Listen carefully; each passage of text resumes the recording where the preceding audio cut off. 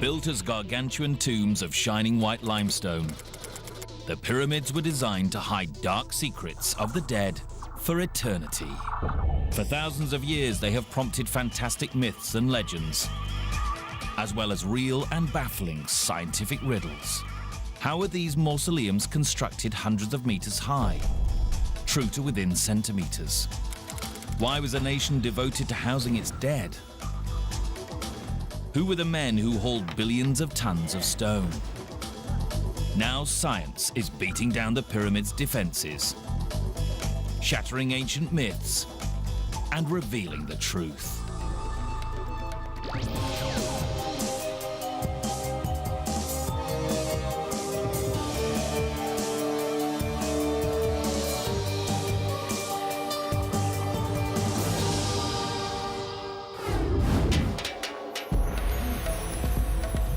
The pyramids of ancient Egypt stand like giant sentinels, watching over the city of Cairo.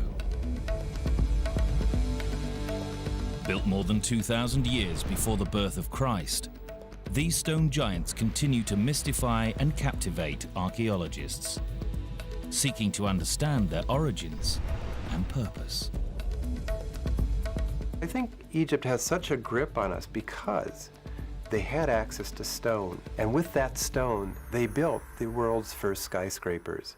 There's something about us that we see in that. The pyramid builders left no record of how they erected these massive superstructures, and thousands of years of myth and legend have hidden their real purpose.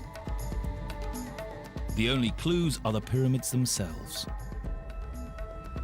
Scientists must study the stones to discover how these extraordinary buildings were constructed, and to learn who built them using simple, primitive technologies. These are very sophisticated monuments. The Great Pyramid is the high-tech of antiquity. The scale of the achievement is astonishing. The Great Pyramid is 146 meters tall and is made up of 2.3 million blocks, some weighing as much as 50 tons. The whole structure weighs almost 6 million tons. That's the equivalent of 16 Empire State Buildings. For 38 centuries, it was the tallest building on Earth. What's more, it's an incredibly precise piece of engineering. The 230-meter sides vary in length by less than 5 centimeters. It's not just the exterior building that is extraordinary. Inside is a complex of passageways and chambers, built from one of nature's hardest rocks. The stonework is so precise that a credit card cannot slip between the blocks. All constructed by a people who hadn't discovered the wheel. The accuracy of the Great Pyramid is something that makes me stand in awe. The first Egyptologists tried to blast their way to the truth with dynamite. They forced their way into the pyramid's secret chambers. But they may have destroyed more than they uncovered. Dynamite especially might have obliterated clues left behind by the ancient Egyptians, telling us more about the pyramids or how they were built.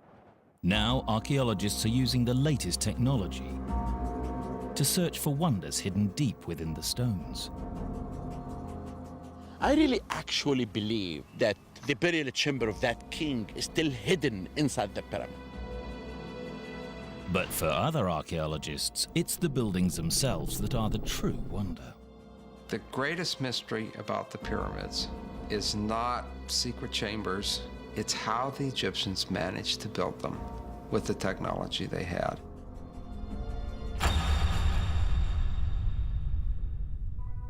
The ancient Egyptians didn't master pyramid building in one leap. It took long years of trial and error, and one near disaster for them to evolve from building simple mud constructions to the Great Pyramid at Giza. The first pyramids were built on the west bank of the River Nile around 2600 BCE. The earliest design was the Step Pyramid at Saqqara, possibly the oldest stone building on Earth. Rising 62 meters from the desert sands, this was a breakthrough in the history of construction. It didn't have smooth, sloping sides, but instead rose in a series of levels or steps. The first flat-sided true pyramids were built 60 years later by the pharaoh Snefru. His son Khufu built the Great Pyramid, the first and largest of the 3 pyramids at Giza. And then a series of smaller, highly decorated pyramids were built at Saqqara. How the Egyptians built these giant superstructures using the simple technology of the time is an ancient mystery. The first challenge was to survey the site and mark out the pyramid in the correct alignment. They chose the site with care to ensure that the bedrock was capable of supporting many millions of tons of limestone. The ancient architects then marked out the building so that each side was aligned to the points of the compass: north, south, east and west. Today we would use digital compasses and laser sighting equipment. But the ancient Egyptians had none of this technology. Instead, some experts think that they look to the skies.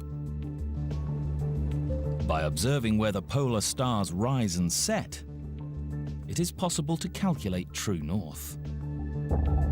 First, the architects built a semicircular wall to act as a flat horizon. On this wall, they could mark the rising and setting points of a particular star as it rotated around north in the night sky. A line drawn exactly midway between these marks would point due north.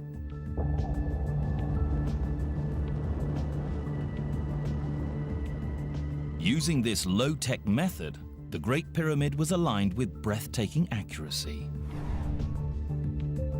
It is off true north by less than a 20th of a degree. Engineer and pyramid writer Robert Bauval has aligned modern buildings himself. He is astounded by the accuracy achieved by the ancient Egyptians. It beats me how they did it. I've set out buildings with optical instruments, with the aid of cranes to place the stones, and sometimes I don't get them that accurate. Having calculated due north, the architects plotted out an alignment line that forms one side of the pyramid's footprint. They then marked out the remaining 3 sides using measuring rods and cords. With the plan of the pyramid now set, the engineers then carved a level base out of the bedrock to support the giant structure. A perfectly horizontal foundation was needed for a precise and stable pyramid. British engineer Dennis Stocks is an expert in ancient Egyptian construction techniques. His work has unraveled many of the mysteries of pyramid building.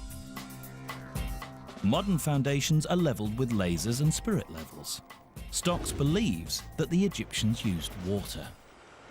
In order to get the pyramid base nice and flat and level, the ancient Egyptians used a channel. It's like this one here, only it would stretch all the way along 755 feet, the whole side of the pyramid. And then they would put some water in, and it would act as a kind of spirit level. All he has to do is follow the line of the water along it, and then he can be sure that the pyramid base will be truly level and truly horizontal. Stocks believes that such a water trench could have been built on a massive scale, along the whole edge of the pyramid. In this way, the engineers could ensure the whole base was level. But to check that all 2.3 million blocks were kept level as the pyramid grew upwards, the Egyptians used another ingenious device. The tool I'm using is made of wood, and it's called the A-frame. All it is 2 pieces of wood joined together at 90 degrees at the top with a crossbar and a hanging plumb line. To calibrate it for use, it is placed on a flat surface of water and then a line, which you can see there, is marked right behind the hanging plumb line, so that you know when you test it on a surface and the hanging plumb line coincides with the mark, we know that it is showing a truly horizontal flat surface. With the design laid out and the site level, construction could now begin.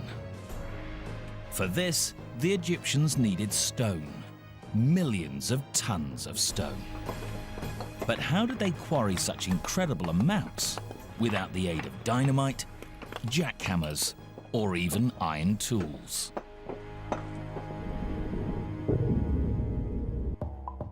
During the ancient Egyptian Old Kingdom, 18 major pyramids were completed in a 500-year period.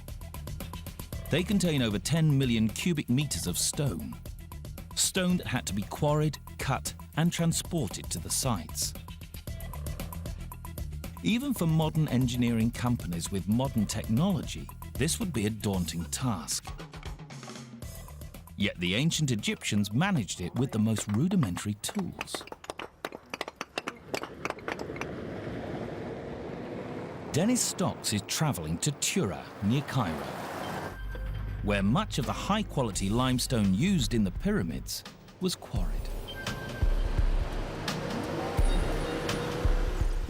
He believes the Egyptians cut this stone using a soft metal, copper. Stocks has built replica copper chisels based on ancient artifacts found in Egypt. By using those, I feel that I am as close as I can get within the mind of ancient Egyptian workers and how they felt. But copper is a soft, malleable metal which bends and blunts easily.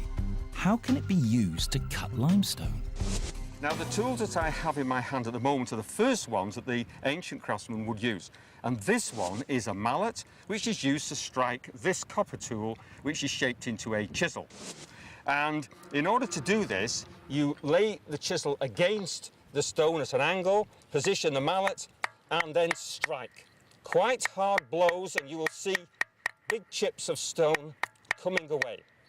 That's all right for rough working, but we have another copper chisel which can be used for more finer working in order to get much less stone off at a time, but will bring the surface closer towards the surface which is totally flat.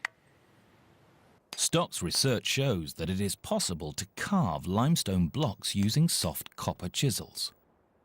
And it turns out that the Egyptians were the unwitting recipients of some good fortune. Detailed chemical analysis of ancient tools shows that Egyptian copper wasn't pure. It contained small traces of arsenic. By a lucky chance, this impurity holds the copper crystals together and actually makes this copper tougher than its pure form. This fluke of chemistry helped the Egyptian stonemasons quarry most of the 2.3 million limestone blocks in the Great Pyramid. The pyramids are mostly made of the relatively soft rock limestone. But the Egyptians also used a much tougher kind of stone, granite. They used this hard, beautifully coloured stone for the most important sections of the design, such as the king's chamber within the Great Pyramid. And copper chisels have absolutely no effect on this rock. Sophisticated modern quarrying tools can cut through granite, but the Egyptians had not even learned how to forge iron. Generations of archaeologists could not solve the puzzle of exactly how they cut these 50-ton granite blocks. But now experimental archaeology is beginning to explain this technological mystery. Dennis Stocks thinks he has the answer. He believes the Egyptians did use copper saws. And not just ordinary saws. They didn't even have teeth. This material here is very hard granite. And to cut this, you need a special tool. And this is a copper saw. But it's toothless. It's got no teeth at all. And you say, well, what's going to do the cutting? Well, It's sand, but it's the quartz crystals within the sand which embed themselves into the softer copper.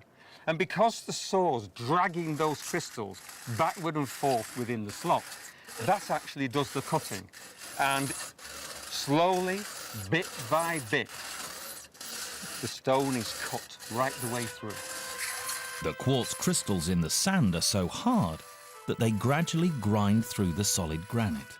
But using these saws, the ancient Egyptians could only have cut granite at a rate of 30 cubic centimeters an hour.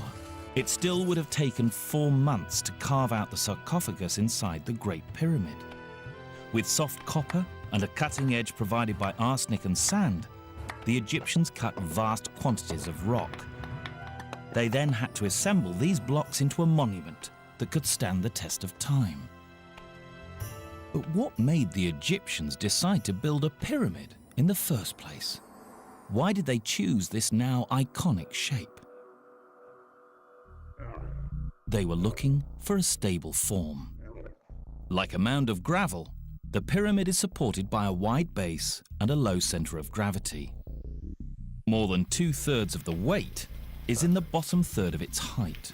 But the design wasn't just about engineering. It was also influenced by their beliefs. When people want to go up, to do so and have stability, a mound is very stable. But of course, there is a symbology in all of this. There may be several mystical influences behind the pyramid shape. One explanation looks at the worship of a mystical stone, known as the Benben stone. Nobody knows where this legendary stone originated. Some think it was a meteorite. It has long since vanished, but the pyramidions or capstones that form the very top of the pyramids are modelled on the original pyramid-shaped Benben stone. Could this be the reason why pyramids are built in their distinctive form? But with the sun playing such a key role in Egyptian religion at the time, there is another possibility. Maybe the sun itself was the key. The pyramid can be seen as a stone representation of a sun ray coming down from the heavens. When the sun emerges from behind clouds, the beam created can sometimes resemble a pyramid.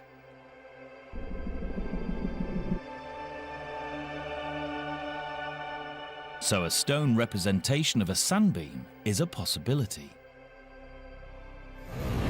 But perhaps it was simply the pure geometrical form of a pyramid that appealed to the Egyptians. Ironically, the first pyramid, the step pyramid, didn't have smooth sloping sides. It rose in 6 separate layers.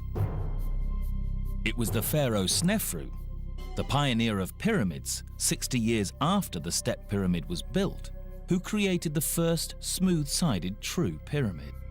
This was a radical new concept, and its success would rest on a critical engineering decision. At what angle should the sides rise? The steeper the angle, the taller and heavier the pyramid would be. If they made it too steep, it might be too heavy for the foundations. Snefru's architects settled on an angle of 55 degrees. At first, things went well. But halfway through construction, cracks began to appear in the pyramid's internal chambers. According to a survey by Italian archaeologists Maraggiolio and Rinaldi, the pyramid is built on soft slaty clay. Only the edges rest on a solid stone foundation. As the pyramid rose, this soft core sank under the weight. The architects had to come up with an answer, or the pyramid might collapse. Construction stopped. Eventually, their dramatic solution changed the whole direction of the build. The architects decreased the angle of slope from 55 degrees to 43 degrees. This reduced the height of the pyramid by 30 meters and the weight by more than 400,000 tons. The engineer's mistake probably angered the pharaoh, but their solution was a success. 4,500 years later, the bent pyramid, as it is now known, still stands, though with its slightly unusual shape. Major pyramids would never again be built at such a steep angle. For his next pyramid, Snefru's architects were understandably cautious. They built the Red Pyramid at just 45 degrees. It has the shallowest angle of any of the Egyptian pyramids, and it's still standing. It is the oldest true smooth-sided pyramid in Egypt today. After this success, the architects grew more confident. They now built steeper and steeper, culminating in the angle of the Great Pyramid. Its sides climb at an angle of slightly less than 52 degrees, rising to a summit of 146 meters. But how did they manage to maneuver 2.5-ton blocks to such an incredible height without the crane or the block and tackle?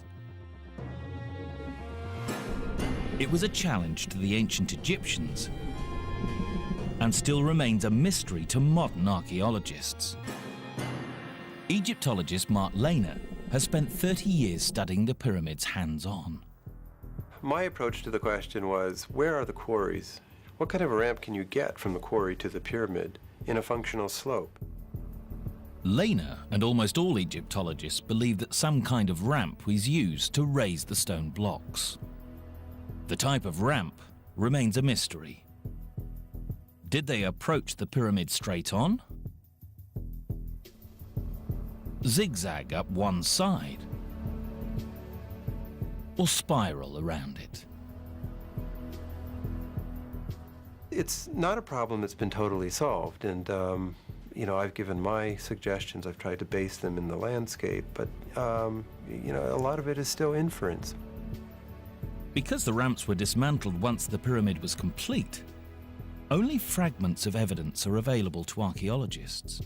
But it was ramps and sheer muscle power that allowed millions of blocks to reach the summit. Once in position, the builders faced a new task. The blocks had to be fitted together. Surprisingly, in such a precise build, a large proportion of the internal stones were just roughly finished. The gaps between them were filled with rubble and gypsum mortar. In between the blocks were stuffed lots of limestone chippings mixed with a huge dollops of mortar. And it set just like modern concrete. But every stone that would be visible when the build was completed was placed with amazing precision. In the Great Pyramid, the blocks of the burial chamber fit precisely. The sides of these blocks had to be almost perfectly flat to make these astonishing joins. This precision engineering was achieved using the most rudimentary of tools. Yes, we'll use this rods and string tool in order to find out whether the surface is truly flat. And by using a third rod, which is the same length as the other two rods joined by the string, which is now pulled very taut, we can see if it just slips under. Now, we've got a bit of a high spot there. Now, in ancient times, they would mark that simply by putting some red ochre on, just to remind the workers where to go to, and check along the length of the string. The ancient mason would use the rods and string to spot imperfections and then mark them with red ochre to show where more work was needed. Using two further tools, this one being a flint scraper and this one being a sandstone rubber, now we can use the marks as a guide to scrape away the high point like so. And it's obvious that as you scrape, the mark disappears, and with it, of course, the high spot. This same technique was also used in the final stage of construction. The rough internal blocks were covered with an outer casing of perfectly smooth stone. This was carved from the highest grade limestone and had to be carried across the Nile to the pyramid site. With this polished casing, the pyramid would have shone dazzlingly white in the Egyptian sun. But when the pyramids were newly encased in this special limestone, they must have been blinding in the sun like newly fallen snow. To achieve this, every casing stone was cut to fit perfectly with its neighbors. When complete, the Great Pyramid at Giza was covered with thousands of these facing stones. Sadly, they have long vanished, taken to build the mosques and castles of Cairo. But facing stones can still be seen on the cap of Khafre's pyramid. Even with all the Egyptian skills and tools, building the pyramids was still an incredibly hard task, requiring millions of man-hours to complete. Legend has long suggested that the pyramids were built by armies of slaves. The legends are wrong. Forensic archaeological discoveries are now putting a face on the people who really built the pyramids. The building of the pyramids was an enormous construction project, requiring incredible manpower resources. Ancient histories tell of 100,000 men laboring on the Great Pyramid for 20 years. Modern experts believe 25,000 workers is a more realistic estimate. The job was completed during Pharaoh Khufu's 23-year reign. The workers would have put in over 250 million man-hours. Ancient Egypt was a rich land, but for such a mammoth undertaking, the builders would have had to source materials from across the whole country. The vast granite blocks had to be floated 600 miles down the Nile from the quarries at Aswan. Keeping a pyramid build on track was a logistical nightmare that would test even a modern engineering firm. Engineer Craig Smith has overseen vast construction sites and has analysed how a pyramid build might operate.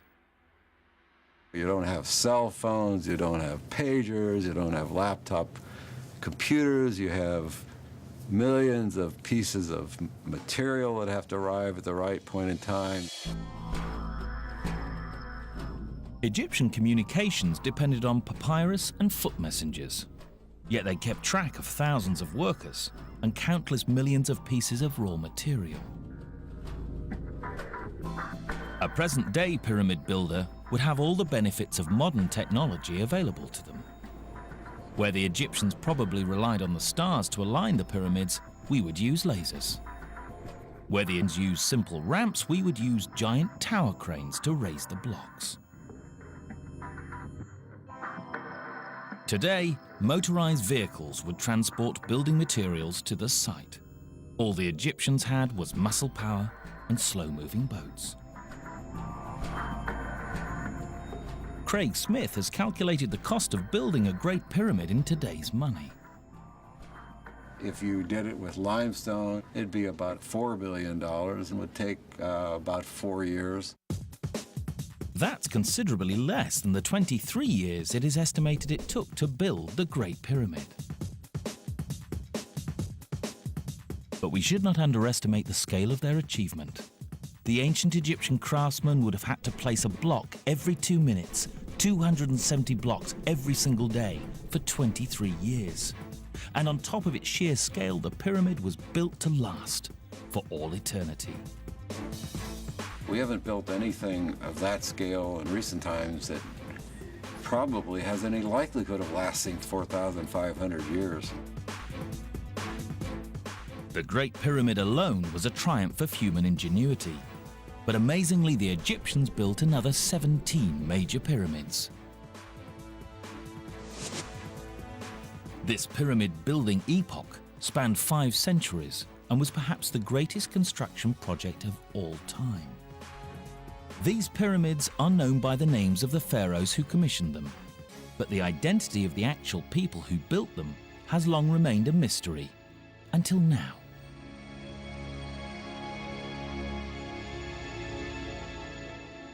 It was thought that the pharaoh would never have forced his own people to toil for year after year constructing the pyramids. Instead, it was believed that they were built using slave labor, possibly the Israelites. But without archaeological evidence, no one knew for sure. In recent years, archaeologists have excavated the areas around the Giza pyramids. Their finds have radically changed the theories on who built the pyramids. Renowned Egyptologist Dr. Zahi Hawass has discovered the tombs of the actual pyramid builders. Dr. Hawass was surprised at the elaborate nature of these tombs. They do not look like humble burial grounds for slaves. If the people who built the pyramids were slaves, they will never be buried in the shadow of the pyramid. If they were slaves, they will never prepare their tombs for eternity, like kings and queens. Dr. Hawass's work is finally letting us see pyramid construction from the worker's perspective. Before our discovery, you know a lot about kings and queens, but you know nothing about the people who really worked in building the pyramid. But who were the actual workers? The answer comes from the new science of forensic Egyptology. Egyptologist Rosalie David works with biologists and artists who reconstruct the lives of the men who built the pyramids. CAT scans and 3D imaging resurrects faces from the mummified skulls. This is the reconstructed face of an Egyptian who lived thousands of years ago. You do get a sense of the character of the person.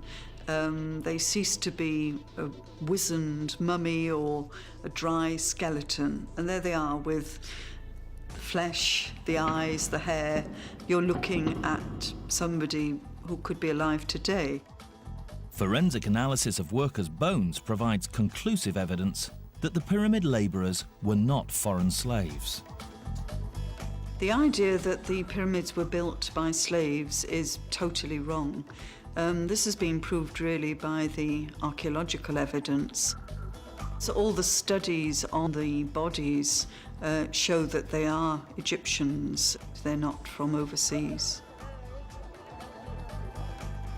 The bones also show clear evidence of medical treatment. Broken limbs have been reset. One skull even shows signs of early brain surgery. Foreign slaves would never have been granted such high-quality medical attention. But where was this native workforce housed? To Mark Lehner, the pyramid builders' town must have been near the Giza Plateau. If there were 20,000 people out there, to say nothing of 30,000, it would have been one of the cities in the world in the 3rd millennium BC. So where was it, and where was all the infrastructure? Lehner's breakthrough came when he excavated a site to the southeast of the pyramids, next to the workers' tombs. Everywhere we put down an excavation trench, we found large, substantial mud brick walls, evidence of an ancient settlement. The layout of this long hidden town exposes more and more about the lives of the pyramid builders. Well, the footprint of this lost city tells us something about how they organized their society in this very early period when they built pyramids. Feeding the workers may have been the biggest organizational challenge, and Lehner's team has found evidence that the craftsmen were well catered for. From remains found on the site, it is clear that the pyramid builders received generous rations, including beer, meat, and fish. They were very well organized, they were well fed, they were looked after because they were very important. But it appears that the middle management may have been even better looked after. They were eating a lot of meat, sheep, goat, but especially cattle. They ate very well, but we're seeing that some people on the site ate better than others. Mark Lehner believes that this core of professional craftsmen and officials were kept on site. The hauling of the blocks was carried out by villagers who came to work on the site for a few months or years. For these unskilled workers, pyramid building was a bit like military service. This was an army mobilized from the length of Egypt, but they came to build rather than to fight. What really fascinates me about the pyramids is not so much the king or the little man in the trenches, but the whole human network. Why were thousands of men brought from across the country to labor on this site? These questions have intrigued archaeologists as they try to solve the third great mystery of the pyramids. What were they for? Back in the Middle Ages, it was thought that the pyramids were the giant granaries of the biblical character Joseph. But most modern Egyptologists believe that they are tombs for the pharaohs. The largest and grandest tombs ever built. Although centuries of tomb raiding means that no remains of a pharaoh have ever been discovered inside a pyramid. And no mummy was ever found in the so-called burial chamber of the Great Pyramid of Khufu.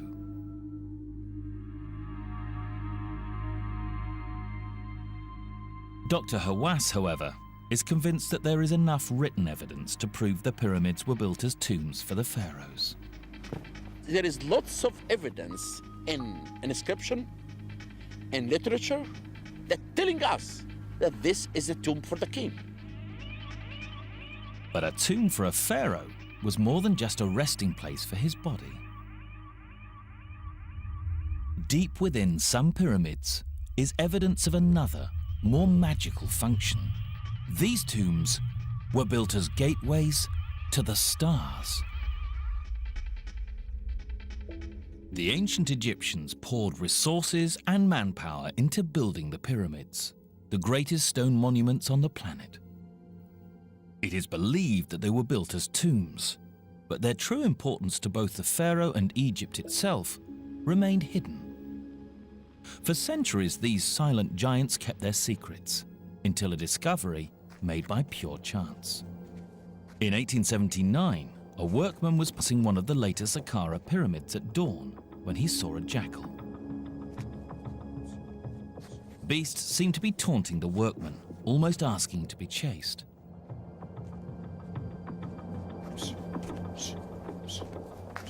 The workman then followed the animal into a hole near the pyramid. To his surprise, he found himself in a chamber. Lifting his lantern, he saw that the walls were covered with hieroglyphs. These ancient sacred writings had been hidden for thousands of years.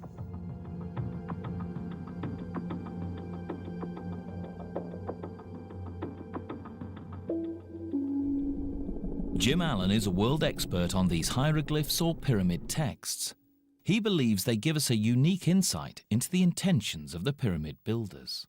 They are the oldest religious texts known from Egypt, which makes them one of the oldest bodies of religious texts in the world. The texts reveal nothing about how the buildings were built, but they do reveal the pyramid's ultimate purpose. The pyramids were not created as simple resting places for the pharaohs. They were built as giant machines for turning men into gods. The pyramid is like a cosmic engine. It is designed to transform the dead being beneath it into a living spirit. When the king died, the ancient Egyptians believed that Egypt and existence itself was plunged into mortal danger. Even after death, the ruler had to protect his country from drought, famine, and the forces of chaos. The mummified pharaoh was carried into his giant tomb, along with food, clothes, jewels, and treasures. Everything he would need in the afterlife in the stars. Salima Ikram has studied ancient Egyptian beliefs about the afterlife. The basic thing is it's very much like this life, except better. So everything you wanted in this life, if you've managed to put it into your tomb, you can have it in the afterworld. The pyramid texts leave a record of the rituals that were performed over the mummified body of the pharaoh. To ensure that he survived his journey to the afterlife, they also included spells and prayers to protect him. We tend to think of magic as abracadabra, wizards, witches, Harry Potter. To the ancient Egyptians, magic was a part of the universe. For the Egyptians, this was the science of survival. There is no superstitious mumbo-jumbo in ancient Egypt. Everything has a meaning, everything has a purpose. Once the rituals were completed, the pyramid was sealed. hopefully for all eternity. The pharaoh was then free to make his journey to the afterlife, to be reborn as an eternal star. But Robert Bauval, who has written extensively on the pyramids, believes that there is a further connection between the stars and the pyramids. For years, he has been intrigued by the links between Egyptian religion and astronomy. It all started with an aerial photograph of the Giza pyramids. Bauval noticed a very distinctive pattern. I was looking at monuments that had been laid according to a plan. There were two large pyramids set along a diagonal. But what bugged me, what really got me, was there was a third, smaller one offset from the diagonal. This faulty diagonal reminded him of the stars of Orion's belt. It has two bright stars and one dimmer star offset.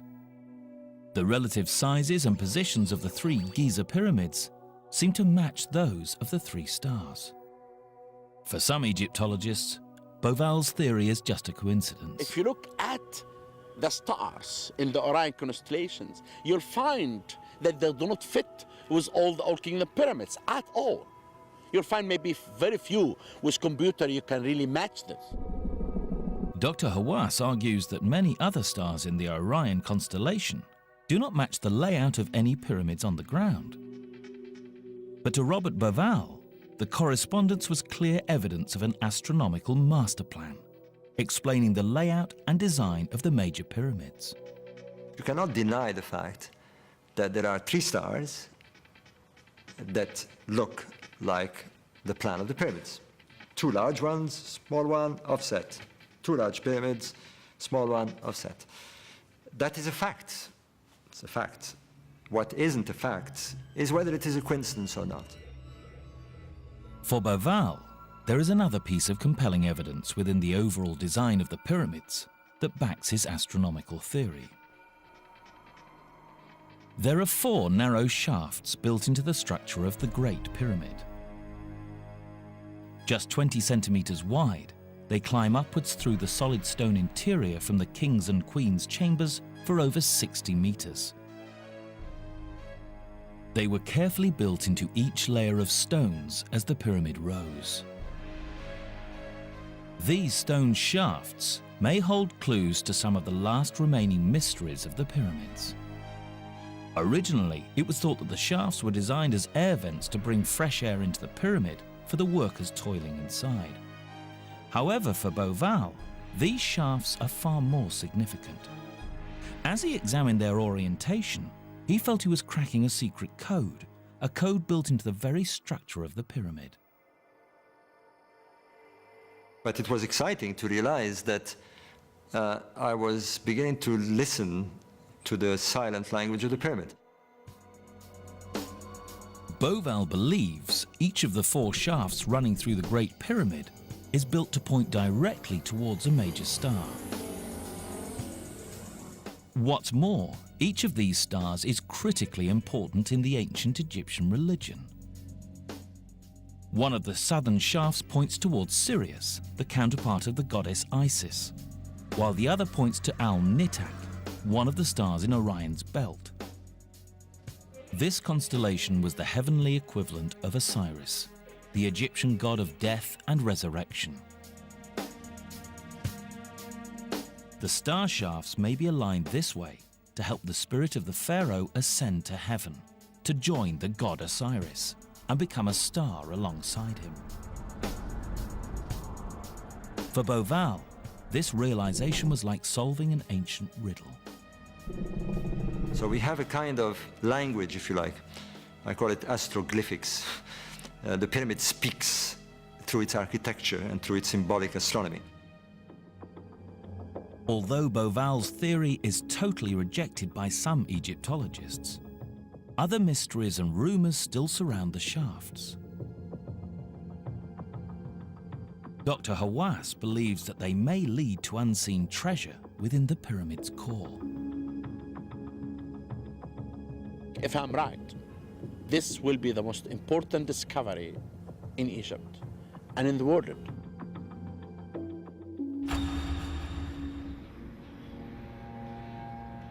The Great Pyramid at Giza contains a complex of shafts and chambers. Researchers have already discovered 3 possible burial chambers linked by corridors, including the magnificent Grand Gallery. But in recent years, interest has focused on 4 mysterious shafts that run from the King's and Queen's chambers towards the surface. These narrow channels are surrounded by rumours of hidden chambers and astrological links. In the 1980s, a French team studied the structure of the Great Pyramid using microgravimetric techniques, which detect variations in the density of objects. Their study identified several areas of differing density, suggesting that there may be undiscovered chambers near the top of the pyramid. In 1993, Dr. Zahi Hawass worked with a German robotics team to explore the shafts in the Queen's chamber. What they discovered rocked Egyptology. After 200 feet exactly, the robot was stopped in front of a door with 2 copper handles. The southern shaft was sealed by a solid limestone slab, which blocked the robot exploring further up the shaft. In 2002, a different team went back with a more advanced robot. It carried drilling equipment designed to cut through the limestone panel. Remote sensing techniques, similar to those used to find earthquake survivors, had revealed that the slab was only 7.5 centimeters deep. The robot climbed up the narrow shaft and drilled a small hole just big enough for a tiny camera to pass through. What the camera revealed was totally unexpected. Another limestone door across the shaft. We are not looking for the doors of Alibaba and the 40 thieves. We are looking for archaeology. Then anything that you discover inside the pyramid, it's a major discovery. Behind this second door is a region of the pyramid unseen for over 4,500 years. Dr. Hawass believes that a hidden chamber may lie behind the limestone slab. He is now ready to go back inside the Great Pyramid and believes he may find the ultimate archaeological prize. I still believe that the burial chamber of Khufu is still hidden inside the pyramid, that we're going to go through the first door and the second door to find out what is the mystery behind them. If Dr. Hawass uncovers the tomb, it could be the greatest find ever, greater even than the discovery of the tomb of Tutankhamun. Here may lie the last mystery of the pyramids, the final resting place of Khufu, one of the greatest of pharaohs. Sealed since the day when the pyramid was finally completed and stood gleaming in the desert sun. The Great Pyramid is the only wonder of the ancient world left standing. Its polished stone casing has long gone, and it has lost almost 10 meters in height since it was built. But even at that rate, it might take another 65,000 years before it disappears from the skyline. The pyramids stand as a testament to the extraordinary skills of the people who built them. They tower over history itself, truly among the greatest achievements of mankind, past and present. They stand there against all the odds after thousands of years, and they trumpet immortality. As the ancient Arab proverb says, man fears time, yet time fears the pyramids.